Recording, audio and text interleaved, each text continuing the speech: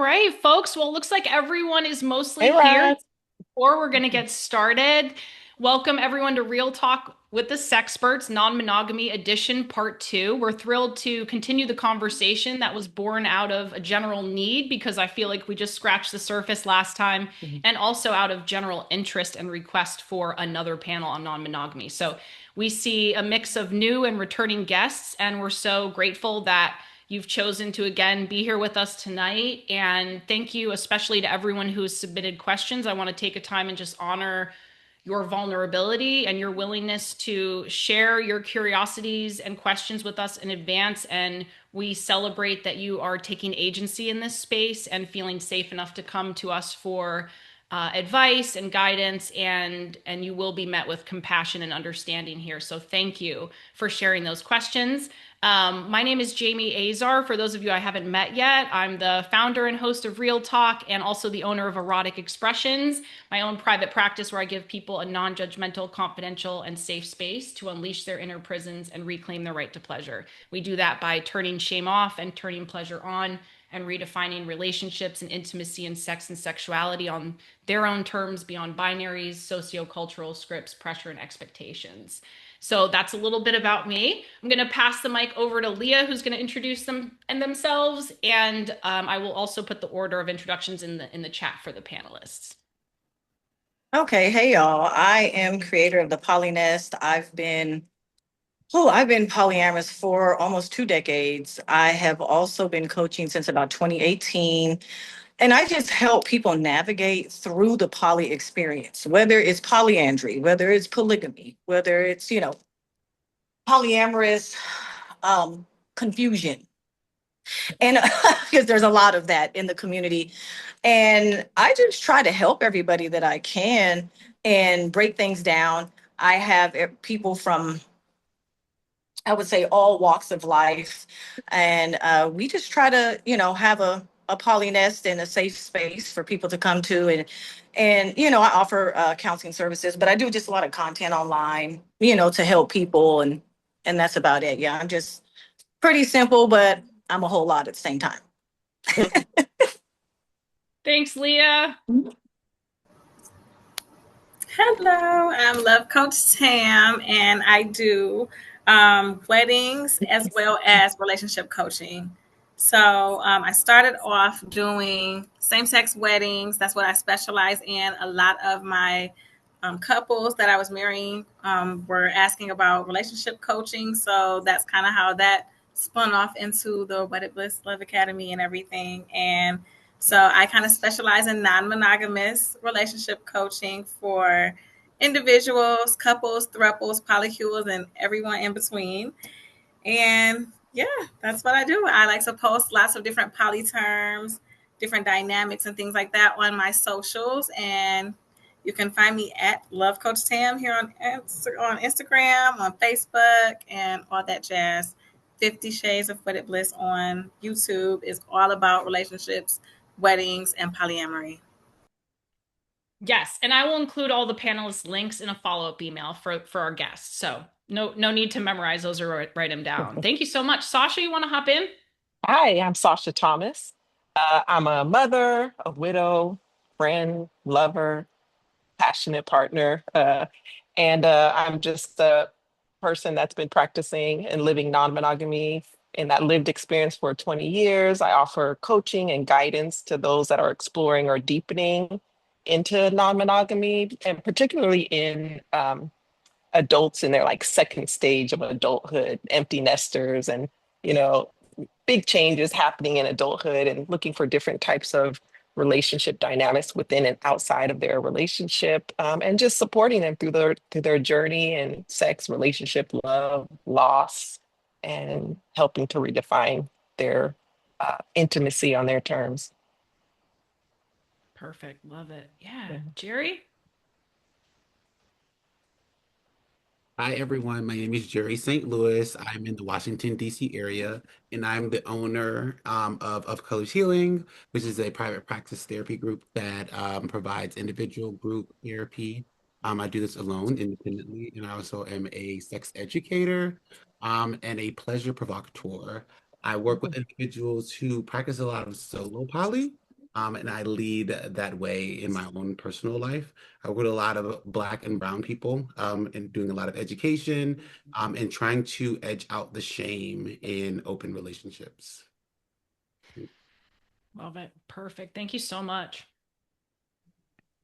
Okay, my name is Melissa Lassane, and I am a soon-to-be licensed sex and relationship therapist. Sorry, soon-to-be former, my bad, soon-to-be Oh, former, because I'm making a transition from therapy and coaching into I don't know what next. So, so the adventure awaits me, and I'm excited and looking forward to that. However, through Shades of Non-Monogamy that Wayne and I run together. I'm always open and available for non-monogamy advocacy and just, connection, community, things like that. We're always sharing our story, our personal story, which is rooted in starting out in the swing like community and then evolving into everything, all kinds of different experiences of non-monogamy. So, including, family life and things like that. So I'm always open to connecting with people. Hi, I'm Wayne, sex intimacy and relationship coach, work over at Los Angeles Sex Therapy, as well as me and Melissa co-run Shades of Non-Monogamy. I've been doing this, I've been practicing lived experience for possibly like 25 plus years. Yeah, I started coaching around 2019, 2020, somewhere around there. But yeah, I'm really passionate about the work I do. I love working with people of color.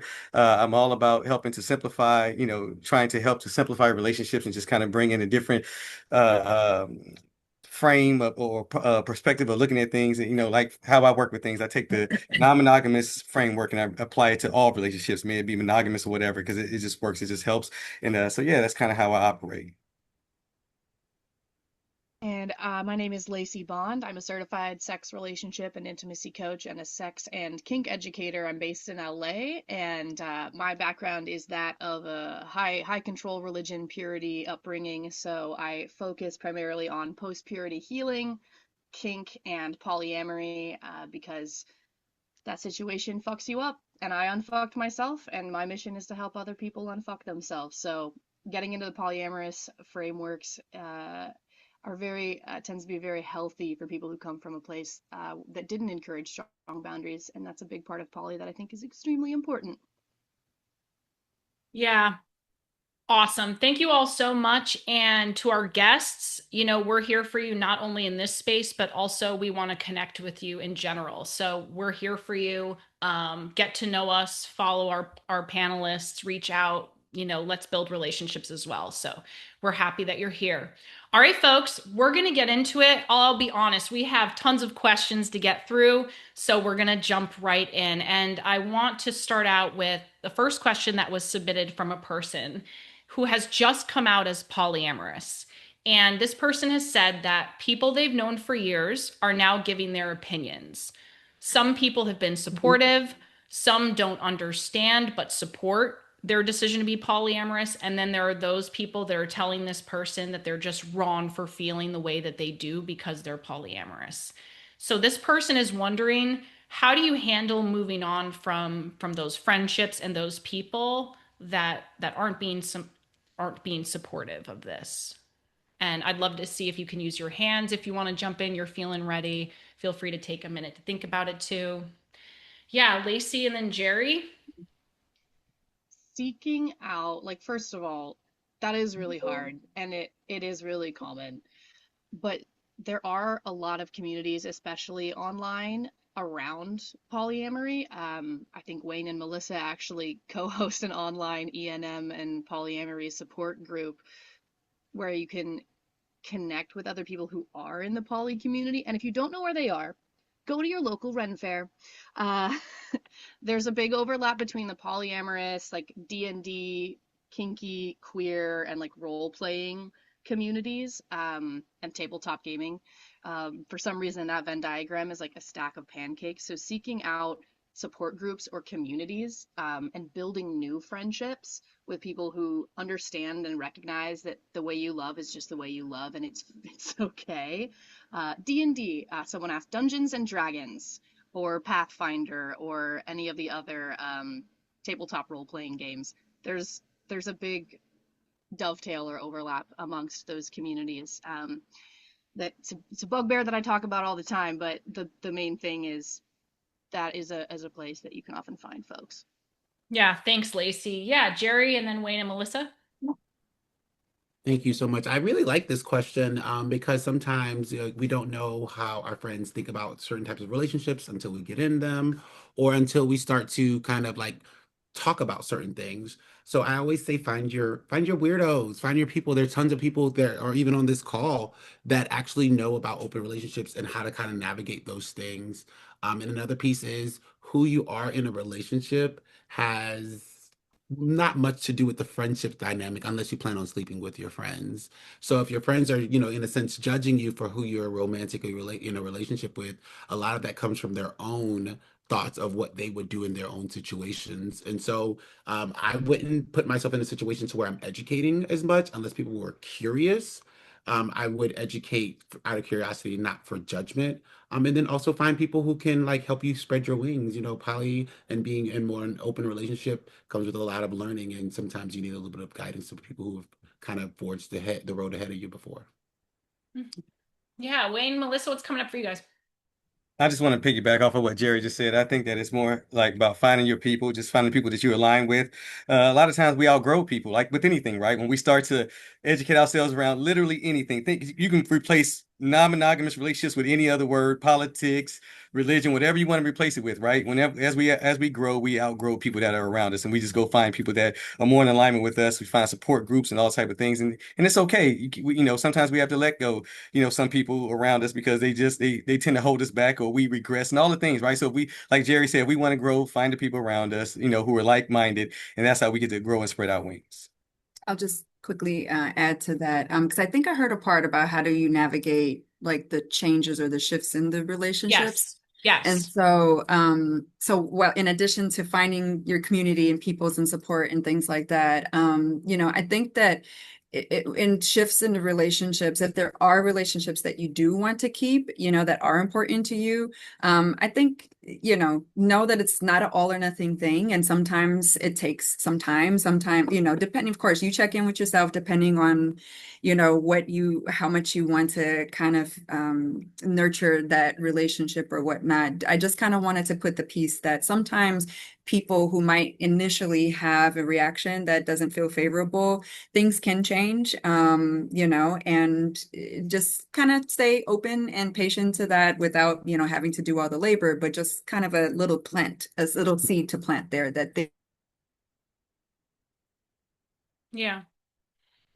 Yeah, and I know to kind of just add on to what Melissa shared, and I think Lacey, you mentioned the word boundaries earlier. I know in light of that question that came up for me for that person was just really honoring, firstly, you aren't wrong for who you are, how you choose to love your love style, right? And also within navigating those shifts in the relationships, like Melissa's talking about, determining maybe like which ones to keep and preserve, which ones need to be negotiated, or which ones we need to leave behind, which can also bring grief, is to also think about what are your boundaries and how do you, just knowing that you have agency and autonomy in your boundaries and, boundaries for the conversations you engage in, for setting containers for those conversations, agency to remove yourself from conversations or situations or relationships that aren't right for you. And that may be difficult, right? But to stay true, to yourself. And like everyone else said, like find the people and places who can affirm you. Sasha, I see a hand. Did you want to add to that or jump in? Yeah. Yeah, quickly, just wanted to say that you don't have to rush things either. It's not like I have to divulge every single thing that's happening with me in my, non-monogamous relationship. Sometimes it takes time to really kind of let it trickle out to, and then you'll find the safe spaces and friends that you can talk a little bit more to and gain that confidence. And sometimes your friend circle intertwines so they can give you some feedback on, how it would be received. But I think a big thing is take your time. There's no rush and you don't have to talk about everything at once. Yeah. And also, yeah, Leah, what do you want to add something to that? Yes, the one thing I want to add to this, because I think everybody loses sight of it's okay if they don't accept it. It's okay. People are not going to agree with you, and it's okay if you lose a few friends. Polyamory is a very selfish journey, and people don't get that. They think you're trying to make all these connections, but it's really like a self-love type thing. And so, yeah, it's just like, you know what? Were they really your friend to begin with? What was the dichotomy? Were you giving to them a lot? Was it a one-sided friendship and you were just blind to it? There's a lot of things that go with this. So yeah, they ain't got to understand. Yeah. So Okay. that's my Yeah. take on it. Yeah. Thank you. No, Lacey, did you want to add to that too?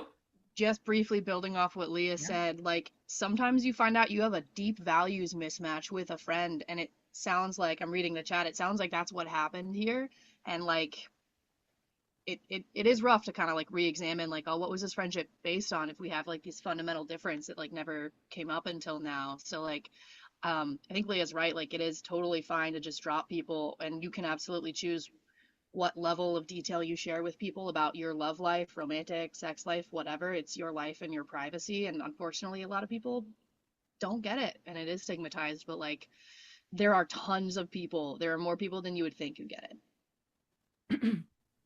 Yeah, going back to what Jerry and folks and Sasha said, right? Find your people. And Lacey said, find your people. Love it. Well, thanks to panelists and thank you to everyone in the chat who's also engaging and responding to that question and sharing. And we hope that we've addressed that question. If not, feel free to follow up in the chat. I'm going to move on to the next question. And this one, I think, Tam, you may be able to help us out because you're good with linguistics here too and terminology. This person was asking about a hinge partner, and they asked, what is a hinge partner? And what are the duties, roles, and responsibilities of a hinge partner? Okay, so a hinge partner would be the person that is more than likely in a V relationship. And I'm just going to use my hands to kind of illustrate my point here. So in a V relationship, you have the hinge in the middle, and the hinge has partner A, we'll say, and partner B. Now, partner A and partner B are not together romantically or sexually. So they are both partners of the hinge. The hinge is the mutual partner of two different people.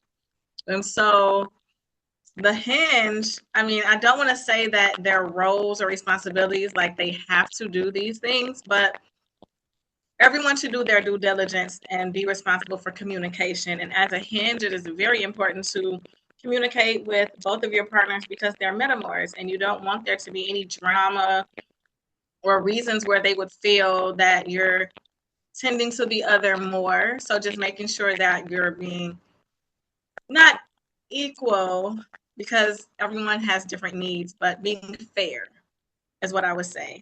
So I would say that is the biggest thing for a hinge to do is to make sure you're being fair and you actually have the capacity, the emotional capacity, as well as the time to give to both of your partners as a hinge. So that's my take on it. Yeah, thanks. I just tracked some of those notes. Does anyone want to add to that? Contribute, open up a new insight? Sasha, yeah, come on in. Well, the one thing that I know in conversation about Hinge, and I sometimes in non-monogamous relationships, you see, I mean, that's kind of a very common saying. But the one thing that I know is the Hinge takes on a lot of responsibility. And one thing that I've learned and talked to others is as the hinge checking in on themselves to see how they're feeling because they're walking that tightrope back and forth between partner A and partner B, always trying to balance it out and make sure everyone is okay. And that leaves them sometimes feeling depleted.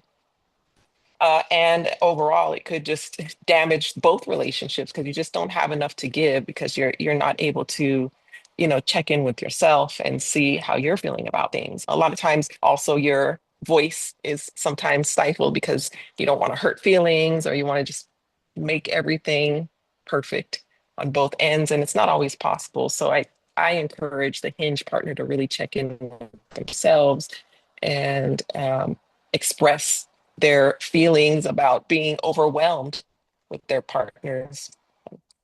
Mm-hmm. Yeah. Good. So, the responsibility of the communication, the fairness, the emotional capacity, which sounds like a responsibility in and of itself, and checking in, do I have the capacity for this? And if not, it sounds like maybe taking some time for self-care or self-nourishment, and really, really sitting with oneself, because you can be triangulated probably in ways, or perhaps pulled in different directions, and that can be emotional labor in and of itself, is what I'm hearing as well. Okay. Yeah, perfect. Perfect.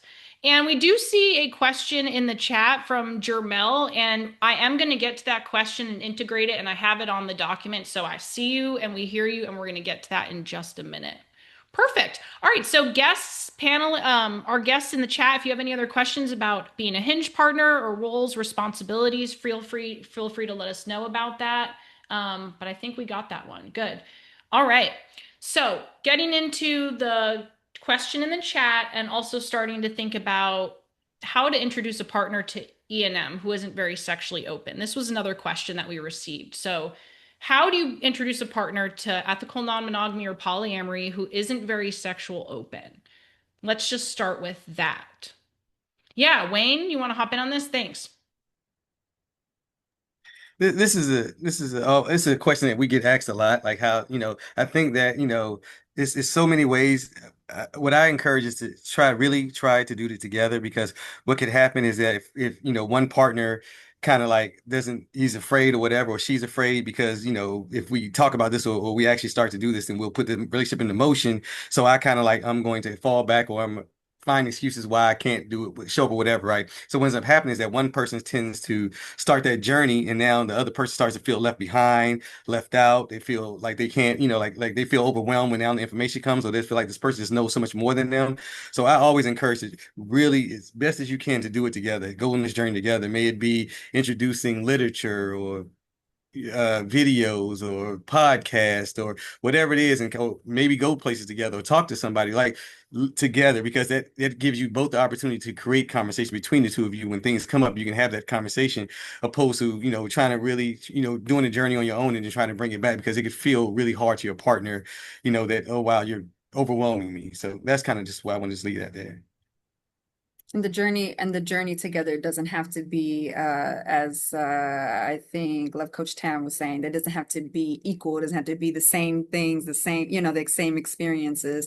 You get to have your own personal experiences in the journey, and that can look different. And but it's something that you're kind of making this decision and commitment to, and putting kind of in the effort and the time.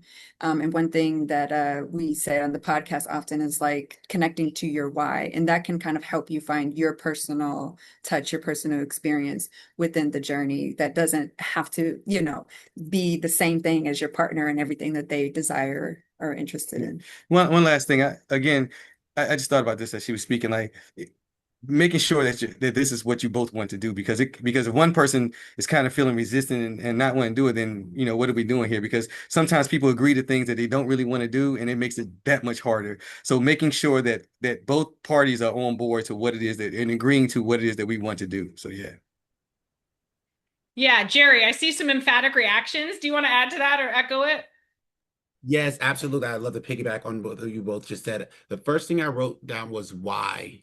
Why are you curious? Because a lot of us are curious because we're like, okay, well, I haven't thought about it. Let me satiate my curiosity by finding out more so I can feel a little bit more comfortable. But I've also worked with people where the partner is not necessarily open to it, but they're curious to judge the other partner, not to really gain the information. So why are you going in this? Are you going in this with an open mind because you want to try something? And the second thing that I often tell people is talk about your fears. Are you fearful that your partner and you are going into this and your partner is going to leave you for somebody else? Because that's something tangible. That's something you could work on. But if you're just fearful, you just fearful of the unknown, we can't move forward if we don't know what the fear is. So we can address those things. The jealousy workbook is something I work with a lot of people on, because people assume I'm going to be jealous forever. Every time you go on a date, every time you do something else, I'm going to be jealous. But jealousy is not always just that. So it's just figuring out what the concerns are so you can try to talk to them, and also keep an open line of communication, because something can come up later that you didn't see as a problem now. So being able to come to your partner and have those conversations openly is super important. Yeah, and I think for me, what came up on that question was, and I'm curious how y'all feel about that too, but for me personally, I don't think being sexually open is necessarily a requirement for E&M. Like for me, what I was thinking of is like your, sexuality or sexual relationships with other people isn't even necessarily mandatory, right? Like we can be connecting and relating with other people romantically, spiritually, intellectually, artistically, musically, like on a whole spectrum of intimacy. And so for me, like the question was, how do you introduce a partner to E&M? Like for me, maybe opening up the conversation with the possibility for relating, right? On such a spectrum and with so much possibility outside of sex. And great if sex is part of it too. Let's celebrate that. But I think there's just so many other ways to expand and relate beyond sex, and sex doesn't either necessarily need to be a requirement or mandatory in E&M or in the way that we in our why. Yeah, Lacey, do you wanna hop in? Yeah, broadening that, like approaching it from the, ways of relating. I what I found to be effective is framing it in terms of like you don't have just one friend that you rely on for all of your needs, or for all of your socialization, or that you relate to. And people's friendships can look varying levels of intimate and close and vulnerable. And when you apply that openness to relating from friendship over onto romantic relationships, and a lot of people in polyamory have this kind of granular like levels of, romanticism with their friends, or even sexuality with friends, because when you approach boundaries and relating from a granular level, especially if you are into the relational anarchy type of relating where you can kind of pick and choose from that smorgasbord menu, bringing that over into more of your romantic relationships rather than just platonic, can kind of help shift the gears for someone. I also left some comments about kink. That's my area of specialty. That's not the topic of this call, but like I'm always happy to talk about that. So yeah, taking the friendship framework overlay over, I find tends to resonate with some people. Yeah. Okay, I'm seeing some comments from the chat too. My partner and I use fantasy to explore right now. We eventually want to explore with multiple partners, but we use fantasy to see how we feel about a male third, a female third, more than that, etc. It's a lot of dirty talk and role play to an extent. Shout out to D&D. Great, and I love that. Thanks for sharing. Fantasy can be a great tool for exploration as well. Absolutely. Absolutely. Good. Good. Okay, perfect. Anyone else want to add to that? Guests in the chat, anything else coming up for you folks? I think this might be a good time to connect to the question that came up in the chat. So I do want to acknowledge, I got to scroll up. A question from the participant. I'm new and considered very much vanilla. My hubby and I are newlyweds. He is poly and I am not. He has also been introducing me to BDSM and kink. At times, I have found myself feeling very overwhelmed and so out of the loop. I've been doing research and I would like to know some tips on how to navigate this type of lifestyle with my husband as we have spoken explicitly about my nervousness and inexperience. So, and this kind of connects panelists to the other question of like, um, how do you navigate marriage with a polyamorous husband and this person's feeling a little vanilla? So again, how do we help people find agency in their sexual exploration and just agency in their role within monopoly dynamics or polydynamics in general? And or what would you say to them if they're feeling a little bit outside of their comfort zone? Leah, I see a hand. Yes, I have notes on this one because I did my Please. homework. Yeah, I love you. And I'm as a former teacher, I love that. I'm like, I got all my notes, baby. Okay, now look. Look, I know it's scary. I get it. I get it. I get it. What you're going to do is you're going to lead carefully, honestly, push yourself. Maybe do a little blindfold. You're not doing anything crazy. You have to build trust. You have to start somewhere. I don't care if it's a feather. Do something. Do something different. Like open up. Stop being so scared and so, I would say, like reserved and super conservative, and just maybe watch some porn by yourself, see what you like, see what turns you on, those kinds of things, because you don't know it until you're watching it. You don't know it until you see it. And especially if you're someone who's doesn't have a lot of experience, and then you're with someone who's polyamorous who has all this experience, your partner also has to be patient with you as well. So I would add that. Lacey, yeah, I see a hand. Thanks, Leah. Yeah. Yeah, that was so well said, Leah.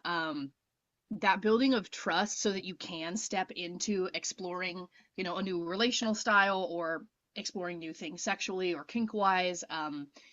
Focusing on building trust and communication with your partner and expressing what you know your boundaries to be allows you to step into like, you know, pushing the boundaries a little bit, pushing the envelope, broadening your horizons a little bit. And since you mentioned kink, learning about what your partner is like as a dominant and what dominance means to them. If I'm inferring that your partner is dominant, it may be the other way around.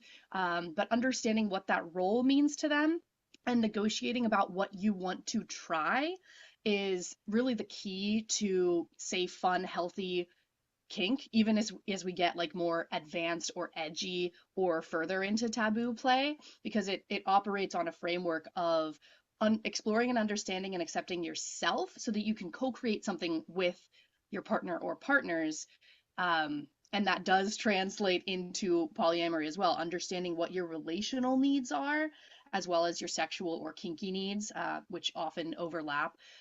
So yeah, that's my 2 cents over there. Yeah, thanks for sharing. Jerry, I see you want to jump in. And also I think you have a question from the chat, but feel free to share what's coming up for you first. Okay, I wanted to share what I usually give to clients who usually have this dynamic. It's a worksheet that I have called with sprinkles. I just put it in the chat. And it kind of allows you to flesh out the fantasy. I often tell couples to use this with each other to talk about the things that they like. They talk about dirty talk. They talk about, having sex in the morning, multiple people, one person. So it kind of gives you a little bit of gauge on what you might be interested in. I always say use it as a date night with your person. There's 13 pages. You don't have to do all 13 at one time. Do one night, and it kind of allows you to kind of gives you an appetizer before the sex because you get to talk and you get to talk about the things you like, why you like it, and it usually turns couples on, and so they usually have sex afterwards. So it allows you to kind of explore some things with your partner. Yeah, I love that, Jerry. Thanks for sending that into the chat as well. And also, I think that's a great way. Maybe that's like a baby step before jumping into like the not exploring the novelty and pushing our comfort zone, which I think can be great with a little work like Lacey was saying on checking in with our own internal consent, our own body, boundaries around our body, what we feel safe and comfortable with. I think there's a difference, right, with being a little bit out of our comfort zone and kind of what Leah was saying, like being open to exploring, trying something new, starting with small acts like a blindfold or a feather, right? And then really feeling uncomfortable with something and going against, right, our own consent, right? So I think that's an important piece to check in with. And it sounds like that can be used through this worksheet too, is like, okay, this is yes, no, maybe, like what are my feelings on this? Is something I might want to act on? And then we can decide if we want to try this out in reality, right? Or keep it in discussion or fantasy like other people are doing here in the chat, it sounds like too. Yeah, Wayne, do you want to add to that? What's coming up for you? Yeah, so the original question was more around like her husband open to things and her feeling nervous, right? Yeah, Yes, it was yeah, like yeah. she's feeling more like the vanilla one in the relationship and a little bit outside of her comfort zone Gotcha, with a gotcha. Okay. polyamorous husband. Exactly. Yeah. So I want to use something that Melissa says often because I think it really applies here. It goes back to you. What would you like? What are your fantasies? What are your desires? Like start to look into that, what you would be open to, what's some things that you would want? Because, kind of feeling some things around like what would you want or where would you want to explore at can, when you start thinking about yourself in that way, maybe things can stop feeling as scary because you can start to think about, oh wow, maybe I'm open to this, or maybe and so start to kind of like think about things that you would want, for yourself, not so much like what your partner is going to do or what they want, but what would you want? Just kind of reframing it a little bit, like yeah. Yes. And like Lacey said in the chat, you can always pause, renegotiate, pivot, change your mind, full agency, full autonomy in that. Sasha, I see a hand. Did you want to add to that?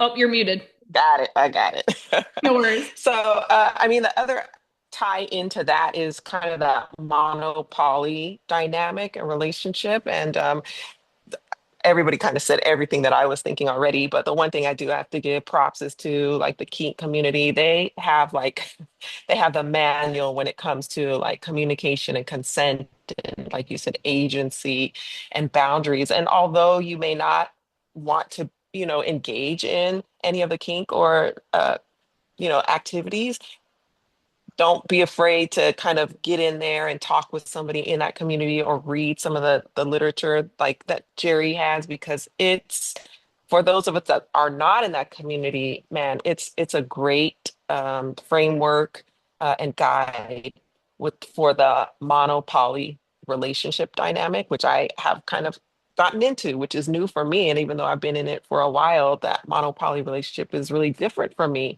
And I turn to the kink community for a lot of my guidance with boundaries Yeah. and communication. Yeah, perfect. And I think that was Mhm. we don't have it was a side question someone had asked, like, can kink provide a framework that's helpful for more direct communication in E&M relationships? And it sounds like your opinion is yes to that. So yeah, great. Absolutely. Yeah, perfect. All right. Thanks to our panelists. Wayne, is there something else you want to add to that before I shift to the next question? Feel Yep, free. I Yeah, just come had on in. one more Come quick on in. thing.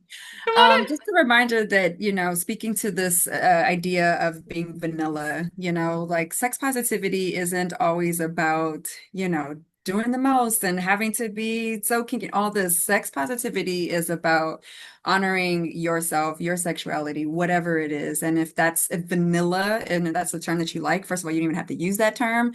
But if that is what you like and where you're at, wonderful. You get to own that, you get to be in that, and you get to live it up. You get to live your most vanilla life, to the fullest as possible. So, also no pressure in trying to be something that maybe you're not, but also, yeah, if there is something that you are curious about, great.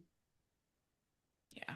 Yeah. And like that echoes with me, Melissa. Like, again, going back to the sexuality is not mandatory, sex isn't mandatory, and there are other ways to relate and find agency and pleasure, right? And to really, like you said, get curious around that, give ourselves permission, right? I love it. Thank you guys so much. And thanks to everyone in the chat. Oh man, offering some really great stuff. And James, thanks for your question. Jerry, I see a response there. And if there's more needed, then feel free to elaborate in the chat and we can return to it. I am going to switch to the next question. So this one came up, number 4 for our panelists over here. What are some ways to connect with a new metamor or how to navigate when your partner adds a partner? So this person's like, okay, how do you connect with a new metamor? And then also, how do you have those discussions with your current partners around adding a new partner to the situation? Like they're wanting to know how to enter into those discussions. Yeah,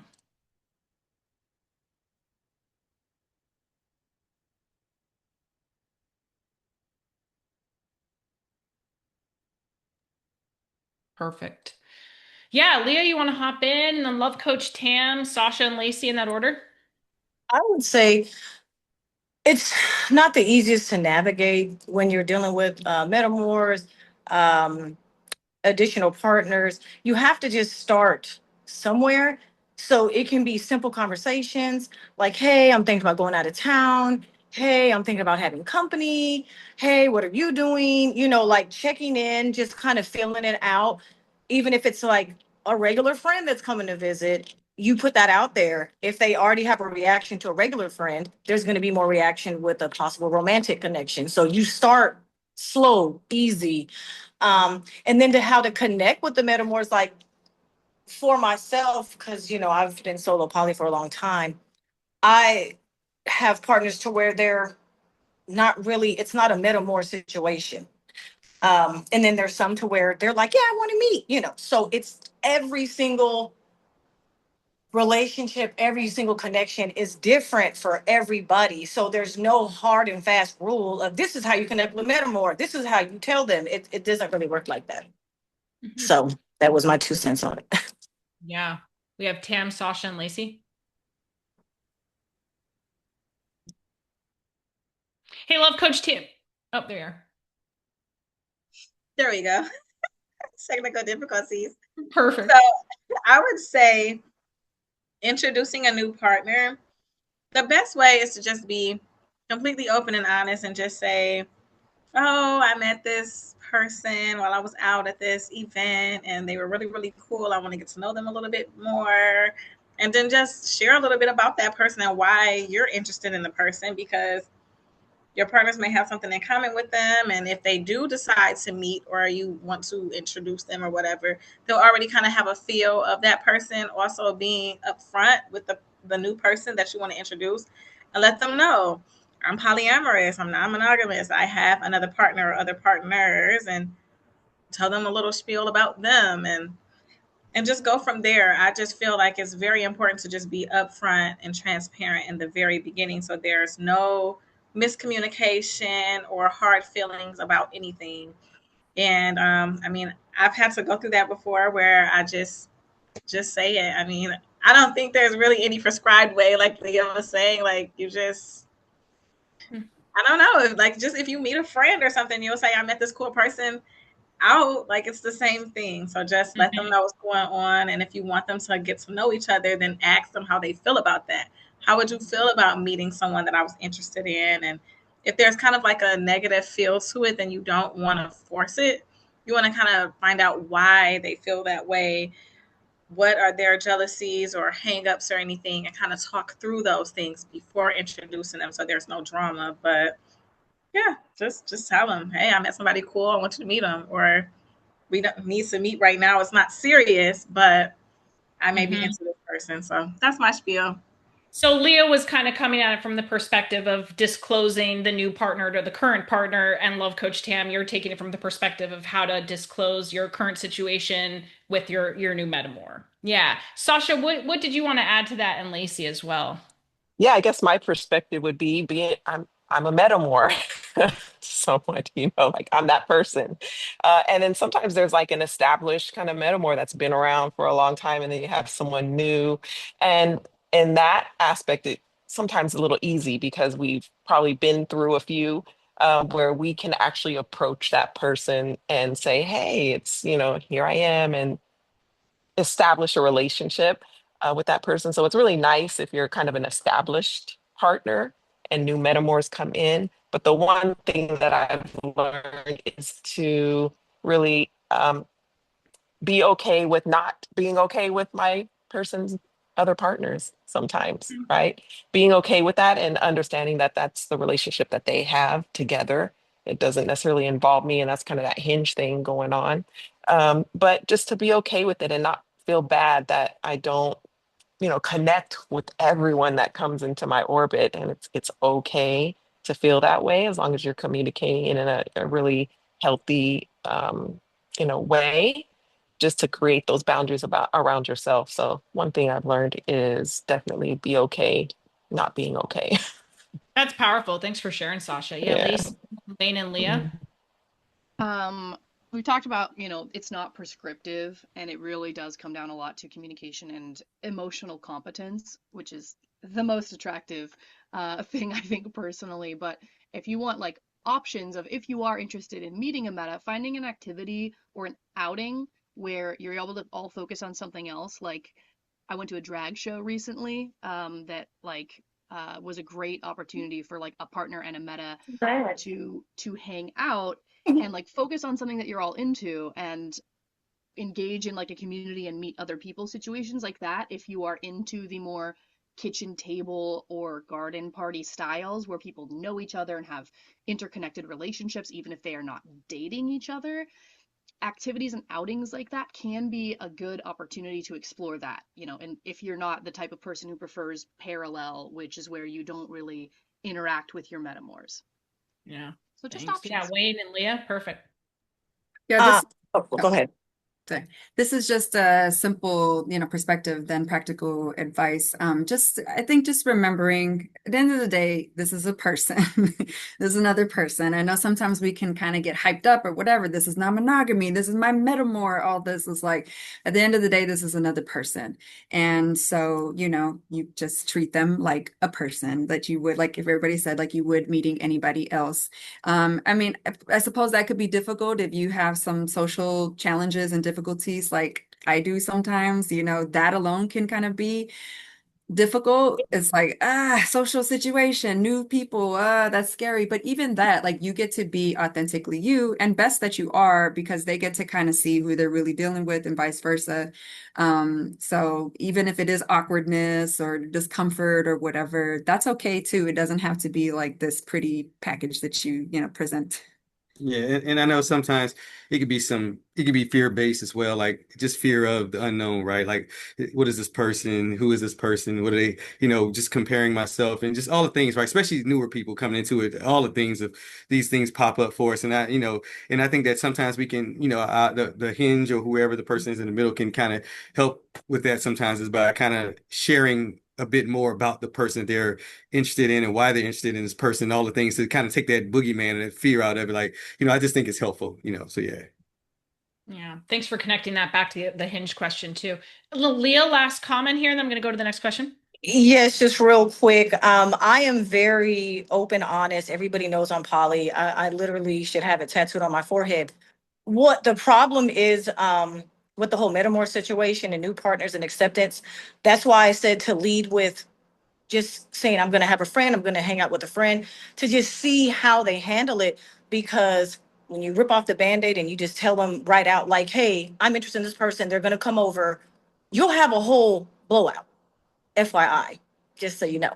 So some people cannot handle that. Oh, I met so and so and they're great and I would like to get to know them more. Like, how do you feel about that? Like, it's very scripted and it doesn't go like people, man, when I say they lose they lunch. So you have to be very careful in who you're dealing with and gauge their behavior before you're just, but when you've told them that you're poly and you told them you have multiple loves and you've broken it down to them a zillion times and they're still not getting it, that's where the disconnect is. So I've had a situation to where it was beyond frustrating for me. And I'm like, I don't know how else you want me to tell you, like, I'm gonna see other people. I'm poly, like, it's very frustrating. So yeah, I'm usually like rip it off like a band-aid, like I date couples, I date this, I like everybody, but it's not it comes off kind of not, some people just can't handle it. It's way too overkill. So yeah, just every situation different. Back to the same. Yeah.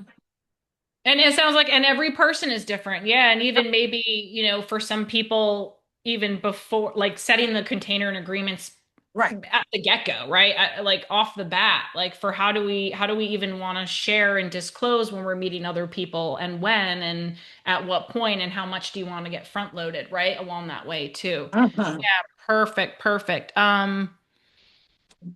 Yeah, I mean, this question relates really quickly that someone just asked.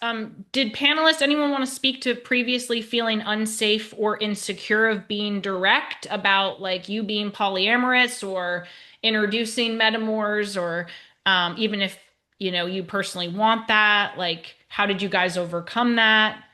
How do you overcome feeling unsafe or insecure being direct with other people, essentially? Anyone want to speak to that one? Lacey, is that a hand for this? Yeah. Yep. Yeah, I personally like I had responded to the like first part of this question in chat, Okay. because yeah, coming from an evangelical background, that culture highly prioritizes self-sacrifice or self-abandonment and codependency as like the relational ideal, which makes it very hard to develop boundaries as a person, let alone, sexually or relationally, because you're in a very entrenched, like very slim sliver of like straight heterosexual married relationships.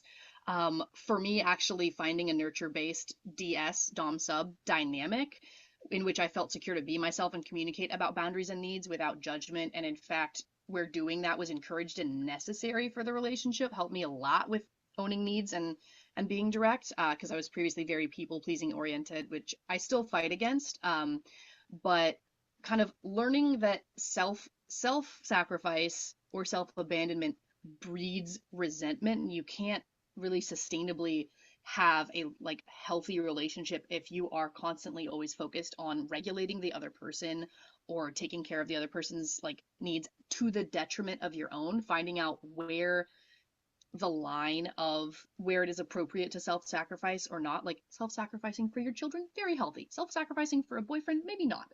um Prioritizing your well-being and learning like how to do that in in like the boundaries, like learning that that is a really core part of healthy relationships, really moved the needle for me. And it's kind of hard to articulate like the whole pathway that got me there, but that's my perspective and how that helped me. Yeah, yeah, that's helpful. Thanks, Leah, and then Wayne, and then I'm going to ask one final question. Okay. So we're dealing with fear of coming out as being poly, or fear with communicating that we're going to see other people. Which fear are we? That's what we're talking. So, Fear about being direct around that. The fear of okay, being right. insecure and being direct. Yeah, you got it. Well, what happened with me personally is once it was direct, it wasn't taken well. So what I've done is more so retreat. I don't give a lot of detail. I'm very vague because I know this person cannot handle things. They just can't mentally handle it. It's a lot of questioning, and it's a lot of like self-doubt, and then, what am I worth? And I'm number two, I'm number 10. They just start spiraling. And so you're just like, okay, we need to take it baby steps with you. And so when there's fear, I would say it's always back to self. Bring it back into self. Like, everybody's not as open or accepting. So you just bring it back into yourself and say, you know what, I'm going to be real careful with what I say.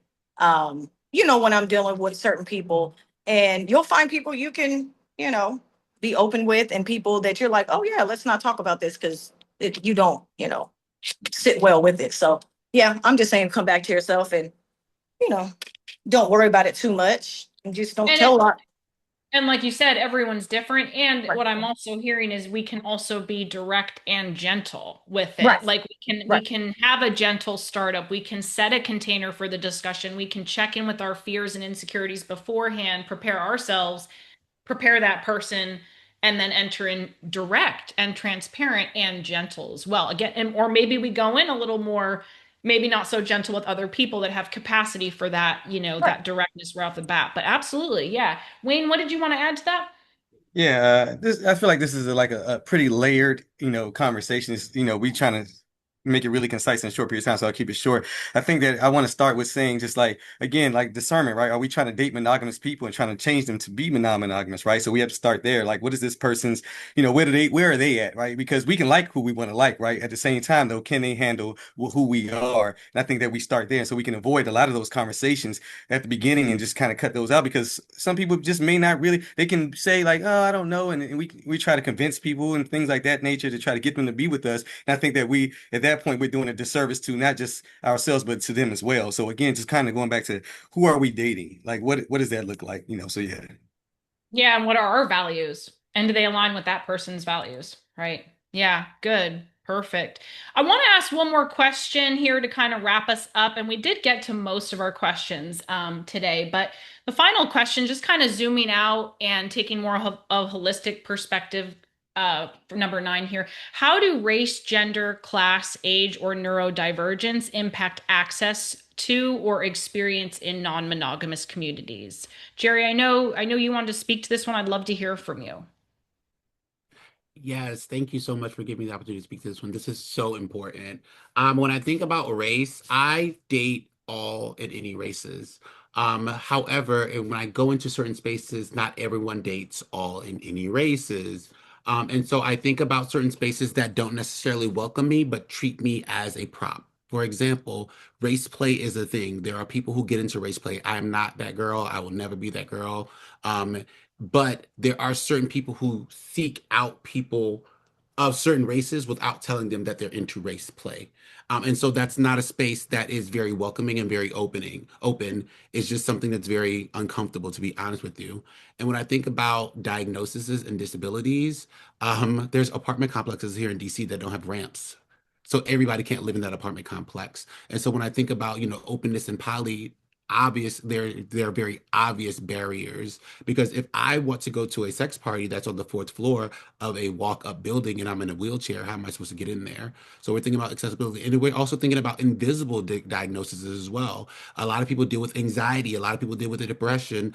There are people who are on the spectrum, and so walking to a space where there's a lot of people who have a lot of different social needs. We have to be considerate about those kinds of things and like making sure that we're very welcoming welcoming to people who may not want to come into a space where there's six people having sex and versus, one or two people, and warming people up. Those kinds of things. Race and disability are two things that I talk about very, very, very often. I think it's very important that we dive into those things instead of being responsive to those kinds of things as well. Thank you so much. Yeah, Sasha and Leah.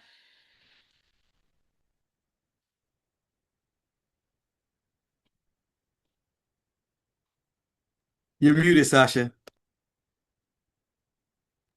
Okay, well, the one thing that I sometimes talk about, like what I do, is dealing with age, and age is actually a thing. People don't really realize it till they get up there. So I'm over 50, and a lot of the new information that's coming out with ethical non-monogamy and polyamory have a lot to do with hierarchy. People are not really wanting to engage in a hierarchical type of relationship. But for the older adults that have been in those relationships, and some of them even were polyamorous, like the old polyamorous people, in their 60s and 70s, that kind of went through life in that typical, you know, typical relationship escalator, and they've been in it for so long that it's really a turn off. Like, you don't really feel like you're part of this new community of polyamory because you're just ingrained, and that's just what your life has, and you've spent 30, 40 years living in what it looks like as a monogamous traditional marriage, and you've made it work. And so sometimes with age, there sometimes can feel like you just don't belong in the community, and having to defend your some what they call hierarchical relationship becomes very difficult. Hmm. Yeah, thanks for sharing that. Leah, last Mhm. comment, then I'm going to wrap up here. Okay, I wanted to touch, you said there was neurodivergent and things of that nature, maybe people on the spectrum. It Polyamory can work for them too. It just needs to be handled with care, seen differently. Maybe they get overloaded. Maybe, as a partner to somebody that way, you have to have grace, you have to have understanding. Because I've been pansexual for a long time, and a lot of people don't even know what that is. So like it's not having a barrier on like age, disability, gender, the whole nine yards. And so dating someone in a wheelchair, all those kinds of things. You can still be poly and still be in the community. That does not mean you cannot be poly. It does not mean you can't handle multiple relationships. It just means that you're going to see things different. And life is all about perception. So, yeah, give these folks a chance. Like, what if you were neurodivergent? What if you were in a wheelchair? What if you were blind? Come on, people. I need you to put on somebody else's shoes and work it out. So yeah, I'm sorry. I just heard of the judgment. I'm sorry. Mhm. That's all I have to No, say. no, thank you. Yeah, Wayne, final comment here. Yeah. Sorry, just one quick thing is that Yeah. yeah, I think I just want to acknowledge the challenge and the difficulty that it can be to explore non-monogamy, kind of given the stigmas of all the rest of our identities. And just as an acknowledgement, if you're feeling that I see you, I feel you, and connect with community on that, and just know that yeah, you're not alone on that, and that's very understandable. Given like it can feel like, do I really want to add one more thing that's, just gonna put me like, yeah, I get it. So just quick acknowledgement on that. Thank you so much. And thanks to our panelists. If you want to stick around here for a minute or two, to our guests, thank you so much. We hope you enjoyed this. I'm going to ask that you just, if you feel invited and called to, leave one word in the chat. It can be how you're feeling, it can be a word that describes a takeaway, just one adjective or word that resonates with how you feel or something you learned. And while you're doing that and thinking about that and putting that in the chat, just know that I will be sending a follow-up email within 24 hours. You'll have information about where you can connect with our panelists, follow them, work with them, connect with them, whatever feels right for you. We'll have another Real Talk next month, the third Tuesday of next month, and more details to come on that. But you guys will be on the email list. You're following us, so you'll be in the know moving forward. Thank you for your engagement. Thanks for being here. Thanks, James, for showing up. We got a spot for you in the future if you're interested, and we just hope you all enjoyed yourself. So we'll see you next time, and feel free to email us if you have any lingering thoughts or questions. Thank you, everyone, so much. Thank you. All right, we got words here: empowering, eye-opening, delighted, reassuring, encouraged, thankful. Thank you. Exploring. That's from before. Good. Informative. Nice. Thank you. Oh, Lacey, thanks for putting that information about the support group too. Thanks, James. All right, perfect. Happy to have seen all the panelists live. It does help to choose who to work with. Awesome. All right, David, thank you.